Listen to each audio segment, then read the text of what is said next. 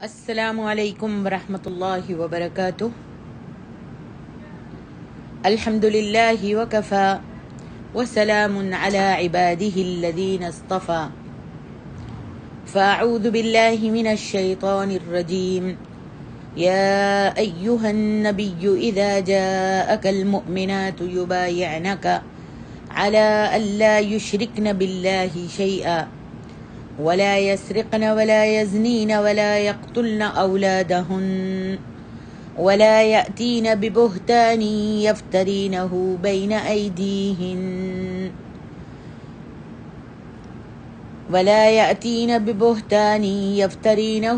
أيديهن وأرجلهن ولا يعصينك في معروف فبايعهن واستغفر لهن الله ان اللہ غفور رحیم۔ اما بعد، محترم بزرگ ماؤں اور عزیز بہنوں اور پیاری بیٹیوں، آئیے اس اللہ سبحانہ و تعالیٰ کا شکر ادا کریں اور کہیں کہ الہی تیرا شکر ہے کہ تو نے ہمیں مسلمان بنایا، موحد بنایا، انسان بنایا اور متبع سنت بنایا۔ الہی جو کمی ہم میں ہے اسے بھی تو پوری فرما دے۔ تیری قسم، اگر تیری دستگیری نہ ہوتی تو راہ راست پر کہاں ہوتے، نہ جانے کن کن پتھروں کے آگے سر پٹک رہے ہوتے اور نہ جانے کس کس سے مدد طلب کرتے پھرتے اور یوں ہی جہنم کا ایندھن بن کر ہاویہ میں ٹھس جاتے۔ بس ہم اس زبردست نعمت پر تیرا جس قدر بھی شکر ادا کریں کم ہے۔ آنکھوں سے دیکھتے ہیں کہ آنکھ و کان، دل و زبان اور عقل و حواس رکھتے ہوئے کوئی بتوں کو پوج رہا ہے، کوئی سلیب کے سامنے ماتھا رگڑ رہا ہے، کوئی قبر کے پتھروں کی عبادت کر رہا ہے، کوئی کسی کے پیچھے پڑا ہے اور کوئی کسی کے۔ بس ہم تیرے شکر گزار ہیں رب العالمین، اور بہت ہی شکر گزار ہیں کہ تو نے ہمیں اپنی عبادت کرنے کی توفیق نصیب فرمائی۔ آج کے دن ہم تیرے دربار میں حاضر ہیں، ہماری جھولیاں خالی ہیں، ہمارے ہاتھ تیری طرف اٹھے ہوئے ہیں، ہماری آنکھیں تیری رحمت کو تک رہی ہیں۔ دنیا کو تج کر کے، بال بچوں سے الگ ہو کر، کام کاج چھوڑ کر، تیری توفیق سے ایک جگہ ایک گھر میں جمع ہوئے ہیں۔ جو ٹوٹی پھوٹی عبادت ہم سے ہو جائے رب العالمین تو اس کو قبول فرما کر ہم سے خوش ہو جا۔ الہی دونوں جہاں میں ہماری عزت رکھ لے۔ اے اللہ، ہم سے اپنے دین کی خدمتیں لے لے اور پھر انہیں قبول فرما کر ہمیں اپنے شکر گزار بندوں میں شمار کر لے اور ہمیں سنت پر عمل کرنے کی توفیق بخش دے۔ الہی اپنے نبی آخر الزماں صلی اللہ علیہ وآلہ وسلم پر ہماری طرف سے درود و سلام نازل فرما دے، ان کے چاروں خلفاء پر، ان کی آل و اولاد پر اور بیویوں پر، ان کے تمام اصحاب پر اپنی رضا اور رضوان نازل فرما دے۔ قیامت کے دن ان کے دیدار سے ہم کو سرخ روئی فرمانا، اپنے نبی کے جھنڈے تلے یا اللہ ہم کو کھڑا کرنا اور اپنے نبی محمد صلی اللہ علیہ وآلہ وسلم کی شفاعت اور آپ کے حوض کوثر کے بھرپور جام سے ہم کو نواز دینا۔ اللہ رب العالمین، اے اللہ، دنیا میں بھی عزت دے اور ترقی دے، فراغت دے، قناعت دے، راحت دے اور آرام دے۔ دشمنوں کے شر سے ہمیں بچا، بری موت سے، برے وقت سے ہمیں بچا، محتاجگی اور مفلسی سے ہم سب کو بچا، آمین یا رب العالمین۔ میری معزز بہنوں اور ماؤں اور میری بہت ہی پیاری بیٹیوں، آپ خطبات محمدیہ اور مواعظ نبویہ بہت مدتوں سے سنتی اور پڑھتی چلی آ رہی ہیں۔ آئیے آج میں آپ کو اس کا کلام سناؤں، جس کا کلام دراصل کلام خدا ہے، جس کے فرمان نورانی ہیں، جس کے الفاظ رحمت کے خزانے ہیں، جس کے کلمات باری تعالیٰ کے منہ سے نکلے ہوئے ہیں۔ سنیے اور شوق دل سے سنیے، ادب سے بیٹھ جائیے، اس مجلس میں ادب سے بیٹھ جائیے اور عمل کی نیت سے سنیے۔ حضرت ابن عباس رضی اللہ عنہما فرماتے ہیں، میں نے عید الفطر کی نماز نبی علیہ الصلاۃ والسلام اور آپ کے تینوں خلفاء حضرت صدیق اکبر اور حضرت فاروق اعظم اور حضرت عثمان ذو النورین کے ساتھ پڑھی۔ سب نماز کے بعد خطبہ کہتے ہیں سنو، اس طرح میں بیان کر رہا ہوں جیسے میں اپنی آنکھوں سے دیکھ رہا ہوں۔ نبی علیہ الصلاۃ والسلام آئے، آپ نے نماز پڑھائی، پھر اپنے ہاتھ کے اشارے سے لوگوں کو بٹھاتے ہوئے ان کی صفوں کو چیرتے ہوئے عورتوں کے پاس گئے۔ حضرت بلال رضی اللہ عنہ آپ کے ساتھ تھے اور آپ کے ساتھ ساتھ عورتوں میں حضرت بلال بھی آپ کے ساتھ ساتھ چلے گئے، اور پھر نبی علیہ الصلاۃ والسلام نے یہ آیت تلاوت فرمایا یا ایھا النبی اذا جاءک المؤمنات یبایعنک علی الا یشرکن باللہ شیئا ولا يسرقن ولا يزنين ولا يقتلن أولادهن ولا يأتين ببهتان يفترينه بين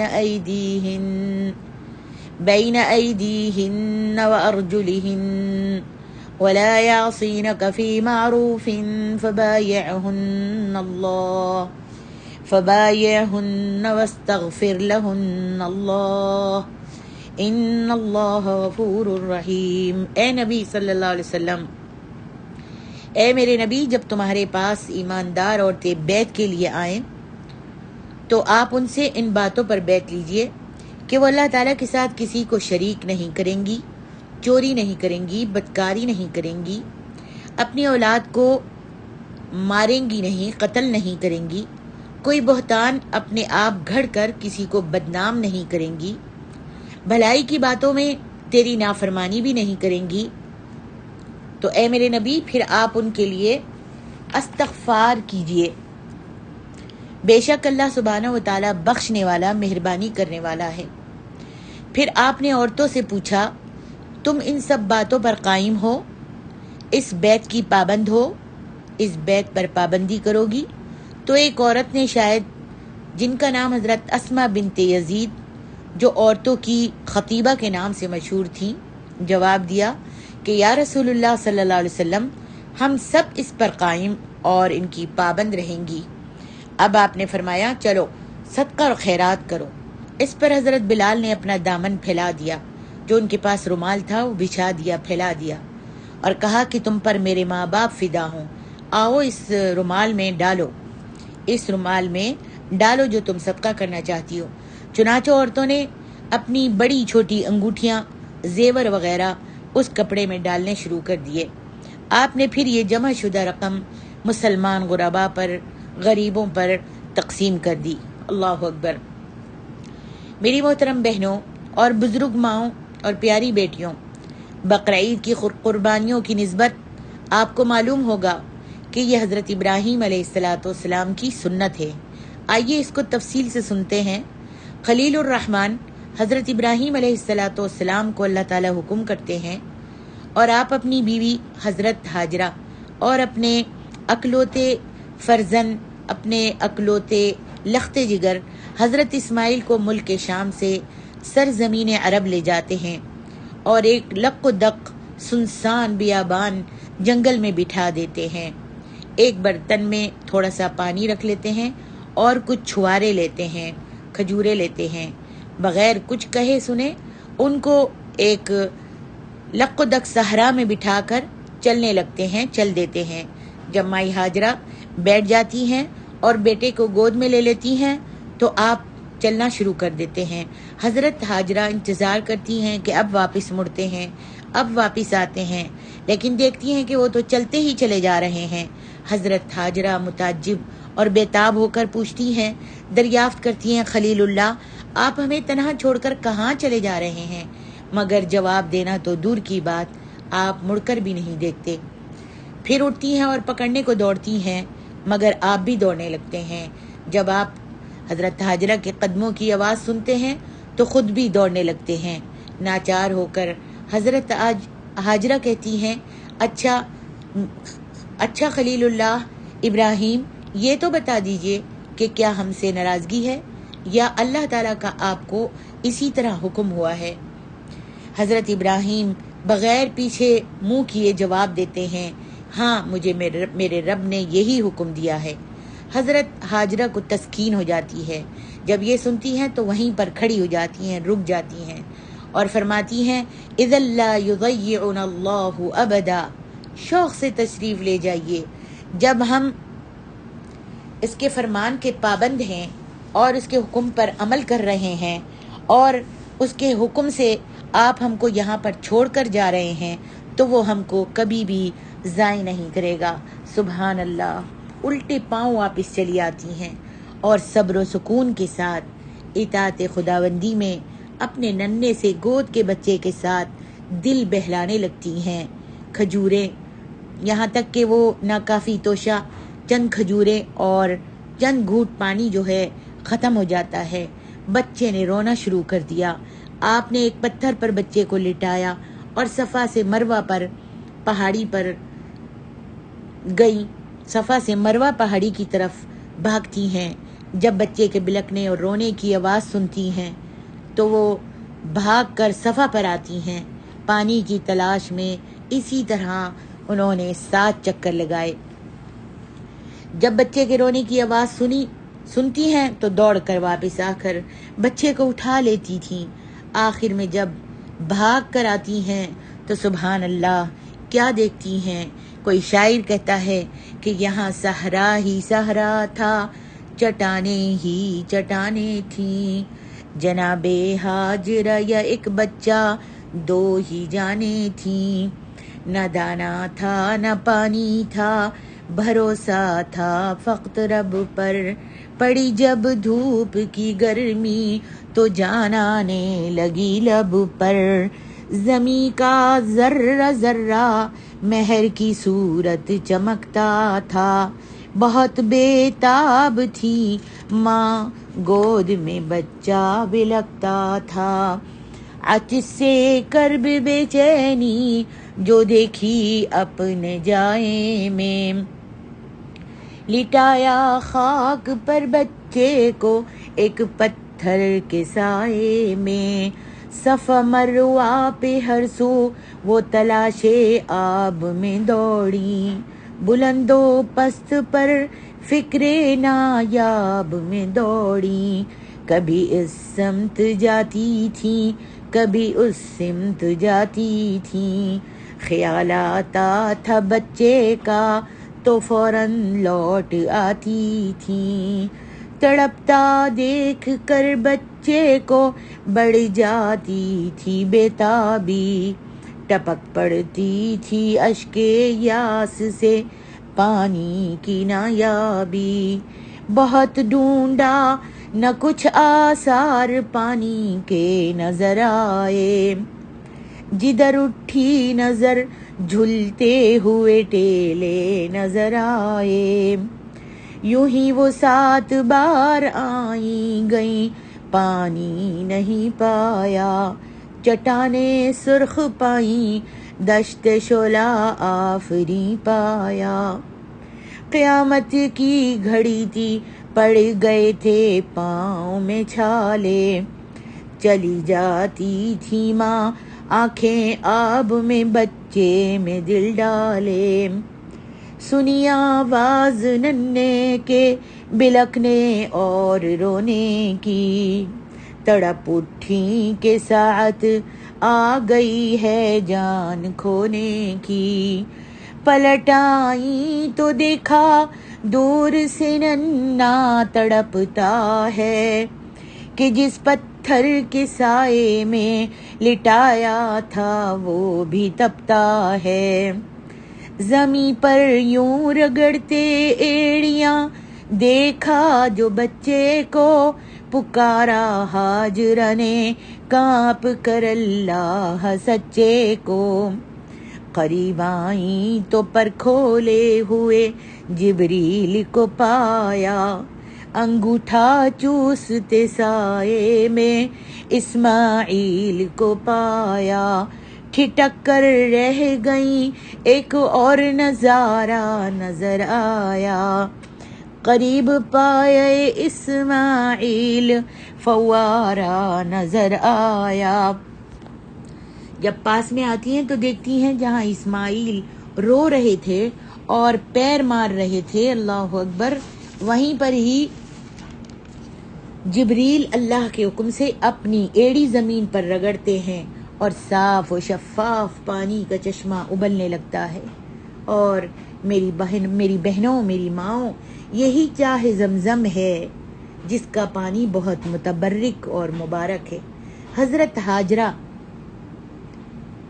اللہ تعالیٰ کا شکر ادا کرتی ہیں جب پانی کو دیکھتی ہیں یہ پانی انہیں غذا کا کام دیتا ہے اور پانی کا کام بھی دیتا ہے بچے کی جان بچ جاتی ہے کسی نے کیا خوب کہا تازہ ہے چمن عبد خدائے دو جہاں کا تازہ ہے چمن عبد خدائے دو جہاں کا کچھ دخل نہیں گلشن قدرت میں خزاں کا اور اب پانی کی وجہ سے کچھ اور لوگ بھی اس جنگل میں اس بیابان میں آ کر بسنے شروع ہو گئے اور ایک چھوٹی موٹی سی آبادی ہو گئی اسی بستی کا نام مکۃ المکرمہ ہے جو آج 75 کروڑ مسلمانوں کا قبلہ ہے میری محترم ماں اور بہنوں حضرت اسماعیل علیہ السلام یہیں پر پلے اور یہیں پر بڑے ہوئے انہی لوگوں میں آپ نے نکاح بھی کیا والدہ صاحبہ حضرت ہاجرہ بقضائے الہی اپنی عمر کو پہنچ کر فوت ہو گئیں وفات پا گئیں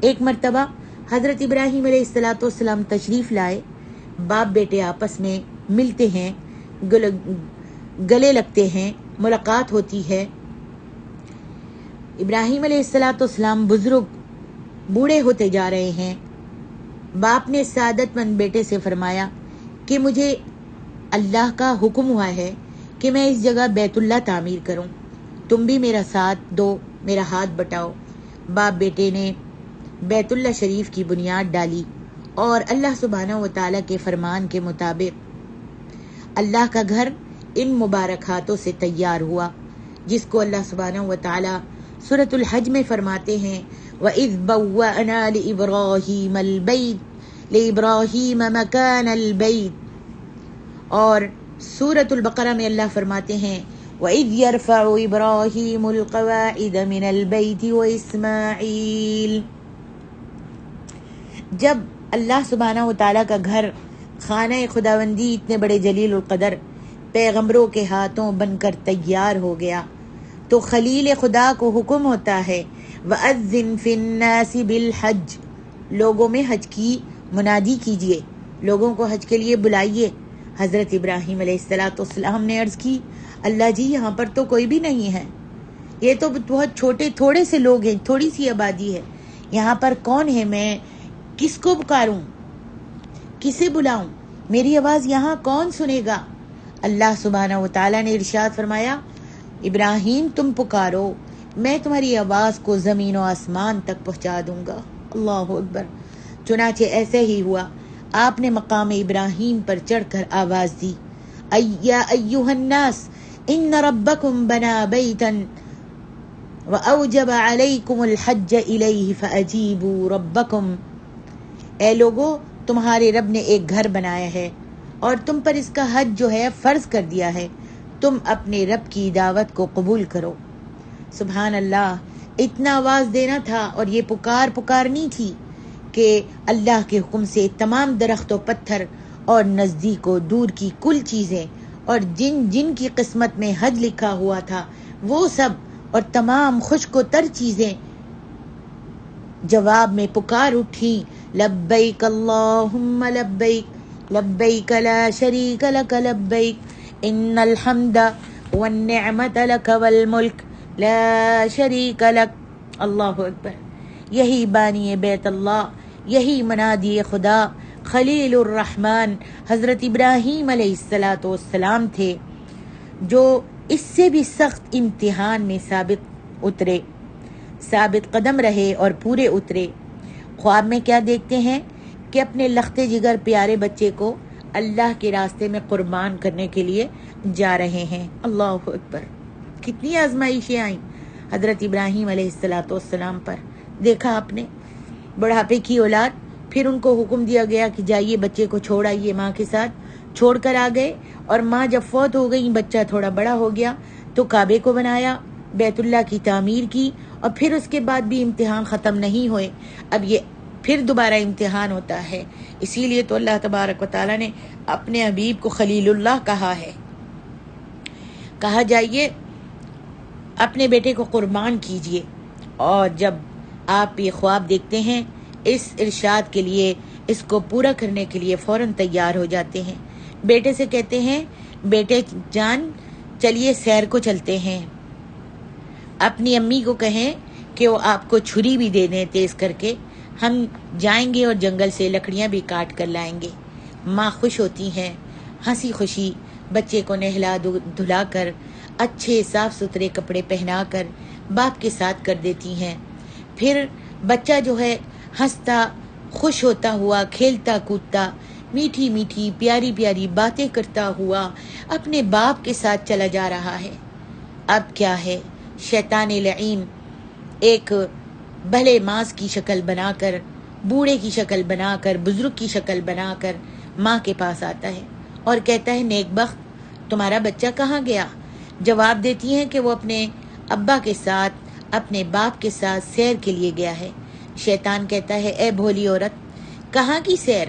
وہ تو اس کو ذبح کرنے کے لیے گئے ہیں۔ آپ فرماتی ہیں، سبحان اللہ، آج تک کبھی کسی باپ نے اپنے بیٹے کو قتل کیا ہے؟ اور وہ اسے کیوں قتل کرنے لگے؟ شیطان نے کہا، تمہیں نہیں معلوم؟ ابراہیم کہتے ہیں کہ ان کو اللہ کا حکم ہوا ہے۔ آپ جواب دیتی ہیں، اگر اللہ کا یہی حکم ہے تو یہی صحیح، دور ہو جاؤ میرے پاس سے۔ شیطان یہاں سے نامراد و مایوس ہو کر بچے کے پاس آتا ہے اور کہتا ہے، بیٹا جی کہاں جا رہے ہو؟ بچہ کہتا ہے، اپنے ابا جان کے ساتھ تفریح کرنے کے لیے جا رہا ہوں۔ شیطان کہتا ہے، کہاں کی تفریح؟ وہ تو بیٹا آپ کو ذبح کرنے کے لیے جا رہے ہیں۔ فرماتے ہیں، وہ کیوں؟ باپ کس طرح سے میرے ابا جان مجھے ذبح کریں گے؟ کہتا ہے، اس لیے کہ اب تمہارے ابا جان کہتے ہیں کہ ان کو اللہ کا حکم ہوا ہے۔ بچہ دیکھیں کیسے جواب دیتا ہے، کہتا ہے، تو پھر کیا ہے، ایک جان کیا ہزاروں جانیں بھی اس کے نام پر میں قربان کرنے کو تیار ہوں۔ اب آپ کے پاس آتا ہے، جب بیٹے سے بھی مایوس ہو جاتا ہے تو پھر آپ کے پاس آتا ہے، حضرت ابراہیم علیہ السلام کے پاس آتا ہے اور کہتا ہے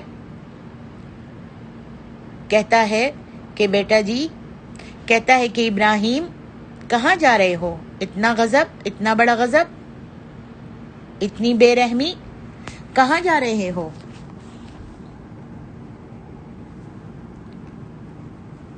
کوئی باپ اپنے بیٹے کو ذبح کبھی کرتا ہے اپنے ہاتھ سے؟ اپنے بیٹے کو ذبح کرنے کے لیے کون سا فولادی جگر لے کے آؤ گے؟ تمہارا خون ایسا ہی سفید ہو گیا ہے؟ حضرت ابراہیم علیہ السلام فوراً سمجھ جاتے ہیں، فرماتے ہیں، بھلا میں ایسے کیوں کرنے لگا؟ میں اپنے بیٹے کو ذبح کیوں کرنے لگا؟ شیطان فوراً کہتا ہے، تمہیں یہ خیال ہے نا، تم یہ کہتے ہو کہ یہ اللہ کا حکم ہے؟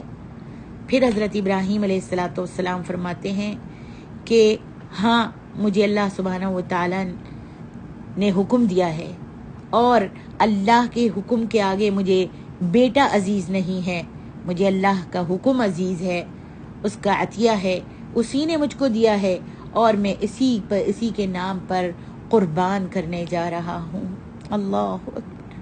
اور شیطان ملعون ناکام و نامراد اپنے سر پر مٹی ڈالتا ہوا لوٹ جاتا ہے۔ مینا میں پہنچ کر باپ بیٹے میں گفتگو شروع ہوتی ہے۔